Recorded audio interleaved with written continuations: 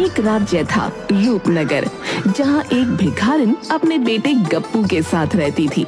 गप्पू वैसे तो हिष्ट पुष्ट था, लेकिन दिमाग से थोड़ा पैदल था और एक नंबर का आलसी, लेकिन दिल का साफ लड़का था। एक रात भूखी प्यासी धर्मा भिखारिन अपनी किस्मत पर रो रही थी। अरे निखट्टू, शर्म नहीं आती? कितना बदकिस्मत है रे तू। पैदा होते ही बाप मर गया और मैं भी अपाहिज हो गई। सालों से भीख मांगकर तुझे खिला रही हूँ, तो कुछ करता क्यों नहीं?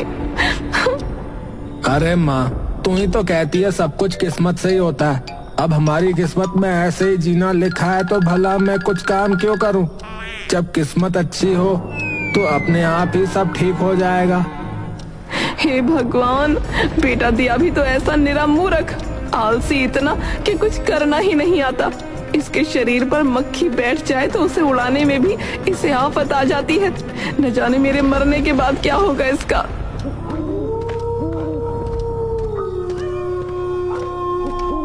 कुछ देर बाद वहाँ एक जख्मी जादूगरनी आती है और भिखारिन से बोलती है, अरे धर्मा दीदी, पहचाना? मैं कर्मा, तेरी बहन। क्यों रोती है? चिंता मत कर, चल मेरे पैर दबा। तेरा बेटा एक दिन राजा बनेगा देश का। मैंने कभी कोई पाप नहीं किया, पर देख मेरा हाल। बहन, मेरा आशीर्वाद खाली नहीं जाता। मुझे किस्मत साफ नजर आ रही है। तू धर्म निभा, कर्म का फल मिलेगा। ये कर्मा का आशीर्वाद है। भिखारिन को हंसी आ जाती है। वो उसके पैर दबाती है। मुझे अपाहिज से अपने पैर दबवाए हैं। भगवान से दिल से दुआ करना बहन, मेरे गप्पू के लिए। घायल हूँ, लेकिन तुझ माँ बेटे की मुसीबतें देखी न गई बहन, इसीलिए तेरी तरफ मुड़ गई। चल अच्छा, अब मेरे इस हाथ के घाव में लेप लगवा अपने इस निखट्टू से, फिर मैं चलूं। गप्पू लेप लेकर आता है।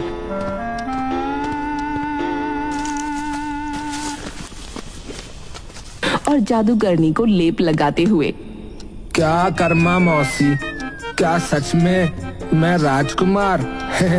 बढ़िया मनोरंजन करती हैं आप। मैंने कभी अपने घाव पर लेप ना लगाया, लेकिन आपको लगा दिया। चलो अब आप अपने काम पे जाओ। और फिर वो बुढ़िया एक जादुई डिब्बा छोड़कर गायब हो जाती है। देखने में डिब्बा बिल्कुल फटा पुराना था। भिखारिन खाली डिब्बा देख उसे फेंक देती है। वो उसके बेटे गप्पू को मिलता है। वो डब्बा लेकर जंगल की तरफ चल देता है। ये खाली डब्बा क्यों ले रखा है भला मैंने? तभी अचानक एक खूंखार शेर दहाड़ते हुए उसके पीछे दौड़ने लगता है। हाय दैया, ये शेर मुझे ही क्यों पकड़ रहा है? क्या जंगल में कोई और टेस्टी इंसान नहीं बचा क्या? इसको कौन समझाए? मेरे अंदर तो खुद ही कोई स्वाद नहीं है। मैं तो खुद ही सूखा सा हूँ। भाई मुझे छोड़ दे। गप्पू इधर उधर देखता है और घबराहट में भागता जाता है। अचानक उसका पैर एक झाड़ी में फंस जाता है और वो लुढ़क कर एक गुफा के अंदर चला जाता है। अरे राम, हाय, अब तो बिना शेर के दर्द से ही मर जाऊंगा। गुफा के अंदर एक खूबसूरत लड़की जंजीरों में बंधी हुई थी। ये कोई और नहीं बल्कि राज्य की राजकुमारी थी, जिसे कुछ लुटेरों ने बंदी बना कर रखा था। तुम कौन हो? यहाँ क्या कर रही हो? अरे मैं तो अपनी जान बचाने आया था, पर यहाँ तो कोई और भी फंसा हुआ है लगता है। शेर गुफा के पास आ जाता है। गप्पू डरकर इधर उधर देखता है। तभी उसे पास पड़ी मशाल मिल जाती है। वो बिना सोचे समझे उसे उठाता है तो उसका हाथ जलने लगता है। वो घबराकर उसे शेर की तरफ फेंक देता है। जाबे, मुझे तेरा खाना नहीं बनना है, चल जा यहाँ से। मशाल शेर के पास गिरती है, जिससे वो डरकर भाग जाता है। राजकुमारी गप्पू को आश्चर्य से देखती है। अरे वाह, तुम तो बहुत बहादुर हो। तुम शेर से डरे नहीं, बल्कि तुमने तो मुझे भी बचा लिया। तुम बहुत बुद्धिमान और वीर हो। वैसे आप कितनी सुंदर हैं, बिल्कुल दूध जैसी गोरी। लेकिन आप यहाँ कैसे आ गई? मुझे संगीत पसंद है। यहाँ संगीत की आवाज आ रही थी, पर यहाँ पहुँची तो कोई नहीं था। पिताजी के दुश्मनों ने मुझे पकड़ लिया। क्या तुम गाना गा सकते हो? अगर तुम गा सकते हो तो मैं तुमसे विवाह कर सकती हूँ। अचानक गप्पू के हाथ में पकड़े डब्बे से खूबसूरत गाना उसकी ही आवाज में बजने लगा। राजकुमारी को लगा गाना गप्पू गा रहा है। वो बहुत खुश हो जाती है। राजकुमारी अपने महल में लौट आती है और अपने पिता देश के राजा से गप्पू के बारे में बताती है। तो ये मूर्ख लड़का ही तुम्हें बचा कर लाया? हाँ पिताजी, ये बहुत सुरीला गाता है और मुझे पसंद भी है। दरबार में बैठे सभी लोग चौंक जाते हैं। मंत्री कानाफूसी करने लगते हैं। अरे राजकुमारी को ये मूर्ख पसंद आ गया क्या? अरे ये तो अनर्थ हो गया। राजकुमारी, अगर ये सच में योग्य है तो इसे मेरी परीक्षा पास करनी होगी। अगर ये सही उत्तर देगा तो मैं इसे पहले अपने दरबार में जगह दूंगा और परखूंगा, बाद में विवाह का सोचा जाएगा।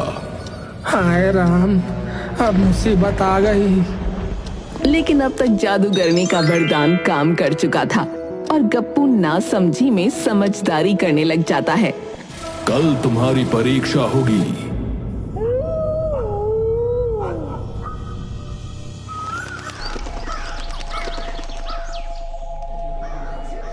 अगले दिन दरबार में राजा 2 आदमियों को गप्पू के सामने खड़ा कर देते हैं। एक के कपड़े फटे पुराने हैं और दूसरा रेशमी वस्त्र पहने हुए। बताओ, इनमें से असली अमीर कौन है? गप्पू दोनों की जेबें टटोलता है।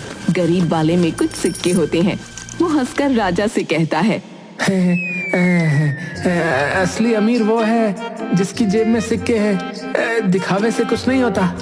राजा तालियां बजाते हैं और घोषणा करते हैं, अगर कोई आदमी नदी में डूब रहा हो और उसके पास 2 चीजें हों, एक सोने का सिक्का और दूसरी लकड़ी का तख्त, तो वो क्या पकड़ेगा? बेवकूफी होगा जो सोने का सिक्का पकड़ेगा। समझदार आदमी लकड़ी का तख्त पकड़ेगा, और क्या। दरबारियों की आंखें फटी रह जाती हैं। राजा मुस्कुराते हैं। सही उत्तर। अब दूसरा प्रश्न, यदि 2 सेनाएं लड़ रही हों और एक के पास हथियार न हो तो वो कैसे जीत पाएगी? अगर दिमाग हो तो बिना हथियार के भी जीत सकते हैं, जैसे मैंने शेर को मसाल से भगा दिया है, और क्या। राजा ठहाका लगाते हैं। मंत्री भी हैरान होते हैं।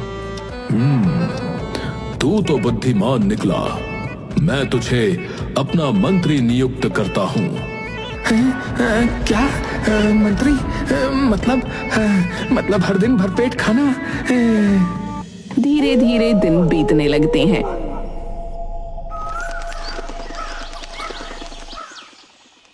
गप्पू अब राजा का मंत्री बन चुका है। उसे हर दिन महल में अलग अलग फैसले लेने पड़ते हैं, लेकिन उसकी किस्मत ऐसी थी कि अनजाने में ही सब सही होता जाता था।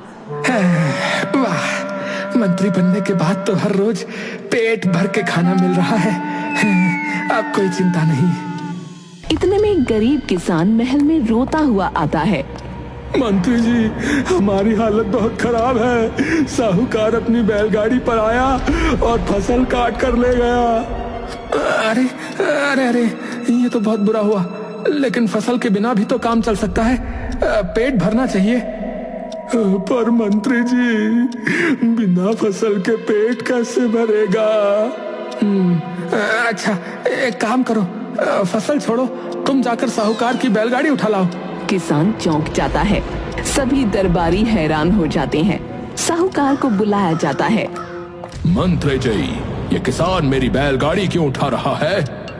अरे अरे, तुमने इसकी फसल ली, इसने तुम्हारी बैलगाड़ी ली, बराबर हुआ ना? धन्यवाद मंत्री जी, धन्यवाद। आपने अनजाने में ही न्याय कर दिया।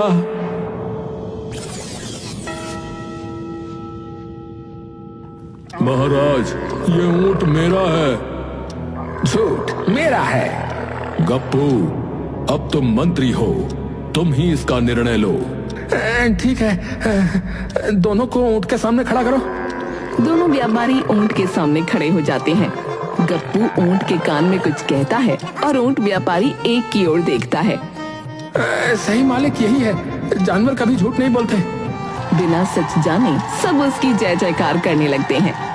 मेरी बेटी की पसंद गलत नहीं है, तुमने बहुत सुंदर न्याय किया। राजा खुश होकर गप्पू को न्यायाधीश बना देते हैं। कुछ दिन बाद पड़ोसी राज्य का राजा देश पर आक्रमण कर देता है। सभी दरबारी परेशान होते हैं। महाराज, हमारे पास सैनिक कम हैं। महाराज, सभी सैनिक युद्ध के लिए तैयार नहीं हैं। गप्पू, अब तो तुम्हारी बुद्धिमानी ही काम आएगी। हम अपने दुश्मनों को जो है उनकी ही चाल में फंसा सकते हैं। हाँ,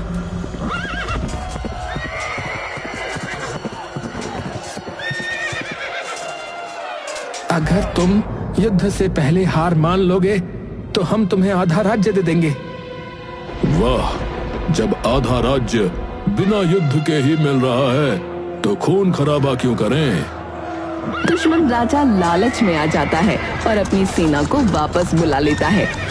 इस तरह बिना युद्ध लड़े ही जीत हो जाती है। गप्पू, तुमने युद्ध के बिना ही हमें जीत दिला दी। राजा गप्पू को राजगद्दी सौंप देते हैं और गप्पू को तीरंदाजी सिखाने का फैसला किया जाता है। गप्पू को तीर और धनुष दिया गया और उसे लक्ष्य पर निशाना लगाने के लिए कहा गया। गप्पू ने पहला तीर छोड़ा जो बिल्कुल गलत दिशा में चला गया और महल की खिड़की तोड़ दी। अरे वाह, मैंने हवा में छेद कर दिया। दूसरा तीर छोड़ा जो किसी सैनिक की टोपी उड़ा ले गया। अरे देखो देखो, मैंने टोपी को हवा में उड़ा दिया। राजा को लगा बात तो सही है।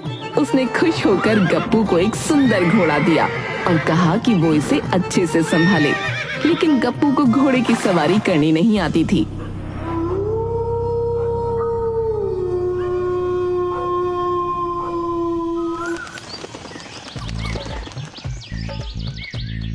जब वो अपने घर से महल आ रहा था तो गप्पू ने सोचा कि अगर वो घोड़े को अपने सिर पर रखेगा तो वो जल्दी महल पहुंच जाएगा। गप्पू ने पूरी ताकत से घोड़े को उठाने की कोशिश की, लेकिन वो उठा न पाया। अरे, ये घोड़ा बहुत भारी है। राजा अगर इसे कम खाना देते तो ये ज्यादा भागता। गप्पू की सलाह पर घोड़ों को कम अनाज मिलने लगा, जिसके कारण वो ज्यादा भागने लगे। राजा ने गप्पू को महल का सुरक्षा प्रमुख बना दिया।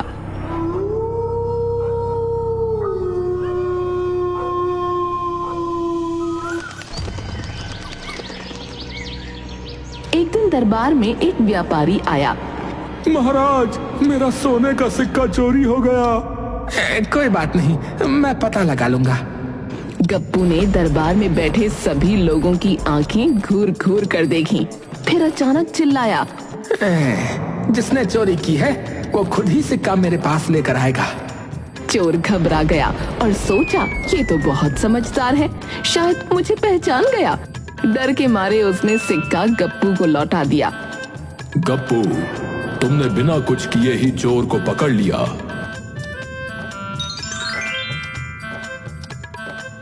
एक दिन राजा ने गप्पू से मजाक करने की सोची। गप्पू, अगर कोई आदमी आधा जंगल पार कर ले और वापस आ जाए तो क्या वह पूरा जंगल पार कर चुका होगा? नहीं महाराज, अगर आधे जंगल से वापस आ गया तो उसने पूरा जंगल ही नहीं देखा। गप्पू, तुम तो सच में अनोखे हो। गप्पू के किस्से पड़ोसी राजा टिम्बरलाल तक भी पहुँचे। उसे लगा वो आसानी से गप्पू से जीत सकता है। वो गप्पू पर युद्ध कर देता है। खबर मिलते ही राजा गप्पू ने अपने सबसे भरोसेमंद सेवक को बुलाया। सुनो, टिम्बरलाल बहुत लालची आदमी है। वो जरूर हमारी धन दौलत की चाहत में हमला करने आया होगा, तो हम उसे वो देंगे जिसकी उसे सबसे ज्यादा चाहत होगी। महाराज, आप सच में उसे धन देना चाहते हैं? अरे, असली खेल तो अब शुरू होगा। गप्पू ने टिम्बरलाल के पास एक संदेश भिजवाया। राजा टिम्बरलाल जब युद्ध की तैयारी कर रहा था तभी उसके पास गप्पू का संदेश पहुंचा। महाराज महान टिम्बरलाल जी, हमें पता है कि आप हमारी दौलत और गुप्त खजाने के लिए यहाँ आए हैं। हम आपके मुकाबले कमजोर हैं, इसलिए हम आपसे युद्ध नहीं करना चाहते। अगर आप हमारी एक शर्त माने तो हम आपका स्वागत करेंगे और आपको इतना धन देंगे कि आप पूरी दुनिया पर राज कर सकें। राजा टिम्बरलाल की आंखें चमक उठी। उसे धन से बहुत प्यार था। वो सोचने लगा कि अगर उसे इतनी दौलत मिल जाए तो बिना युद्ध के ही वो सबसे अमीर राजा बन जाएगा। वाह, मूर्ख राजा गप्पू खुद ही मेरी गोद में सोने की चिड़िया देने को तैयार है। चलो देखते हैं उसकी शर्त क्या है। राजा टिम्बरलाल भारी सेना लेकर गप्पू के महल पहुंचा। गप्पू दरबार में उसका स्वागत करता है। उसके चेहरे पर कोई डर नहीं था, बल्कि वो बहुत खुश दिख रहा था। स्वागत है राजा टिम्बरलाल जी। देखिए, हम आपसे लड़ नहीं सकते, इसलिए हमने सोचा कि हमें आपके जैसा महान राजा बना देना चाहिए। इसलिए हम आपको अपना सबसे बड़ा रहस्य देने जा रहे हैं। टिम्बरलाल की आंखें लालच से चमक उठीं। गप्पू, मैं जानता था कि तुम मूर्ख हो, मूर्ख। अच्छा बताओ, वो रहस्य क्या है? हमारे राज्य में एक ऐसा गुप्त खजाना है जो जिसने भी पाया वो पूरी दुनिया पर राज कर सका। लेकिन इसे पाने के लिए आपको कुछ शर्तें माननी होंगी। मुझे सब शर्तें मंजूर हैं। दरबारी और मंत्री हैरान हो रहे थे कि गप्पू ये कर क्या रहा है, लेकिन गप्पू का खेल अभी बाकी था। गप्पू राजा टिम्बरलाल को महल के गुप्त तहखाने में लेकर गया। वहाँ चारों ओर सिर्फ अंधेरा था। महाराज, ये खजाना सिर्फ उन्हीं को मिलता है जो सबसे ज्यादा लालची होते हैं। लेकिन आपको इसे पाने के लिए खुद अंदर जाना होगा, हाँ, और बाहर से दरवाजा बंद करना होगा ताकि कोई और इसे न चुरा सके। अगर ये खजाना इतना अधिक है तो मैं इसे अकेले ही पाऊंगा। हाँ, मुझे ये मंजूर है। जैसे ही राजा टिम्बरलाल तहखाने में दाखिल हुआ, गप्पू ने झट से बाहर से दरवाजा बंद कर दिया। अरे, ये क्या कर रहे हो? मुझे बाहर निकालो। महाराज, आपने खुद ही कहा था कि ये खजाना उन्हीं को मिलता है जो सबसे ज्यादा लालची होते हैं। अब आप और ये तहखाना हमेशा के लिए साथ रहेंगे। मिल गया आपको, ये तहखाना मिल गया। पूरे दरबार में हंसी फूट पड़ी। टिम्बरलाल अब एक अंधेरे कमरे में कैद था और उसकी पूरी सेना बिना राजा के कमजोर पड़ गई। गप्पू ने आदेश दिया कि टिम्बरलाल की सेना को बिना युद्ध के ही राज्य से बाहर निकाल दिया जाए। राजा टिम्बरलाल को पकड़कर जेल में डाल दिया गया। उसकी सेना हार मानकर भाग गई। राजा गप्पू की इस अनोखी चाल की चर्चा पूरे राज्य में फैल गई। राजा गप्पू की इस जीत की खुशी में पूरे राज्य में उत्सव मनाया गया। राजा की बेटी भी बहुत खुश हुई और गप्पू पर गर्व करने लगी। गप्पू, तुम तो सच में बहुत चालाक हो। गप्पू, तुम मूर्ख कहलाते थे, लेकिन आज तुम सबसे बड़े बुद्धिमान निकले। महाराज, सब किस्मत का खेल है महाराज। गप्पू अपनी माँ को महल में ले आया और भिखारिन धर्मा राजमाता बन गई। माँ, अब बताओ, गप्पू राजा बना हुआ कैसा लग रहा है? बताओ बताओ। वाह रे मेरे मिट्टी के शेर, तुमने तो सच में किस्मत पलट दी। जुग जुग जियो मेरे लाल। इस तरह एक मूर्ख समझा जाने वाला लड़का अपनी किस्मत से राजा और भिखारिन महारानी बन गई।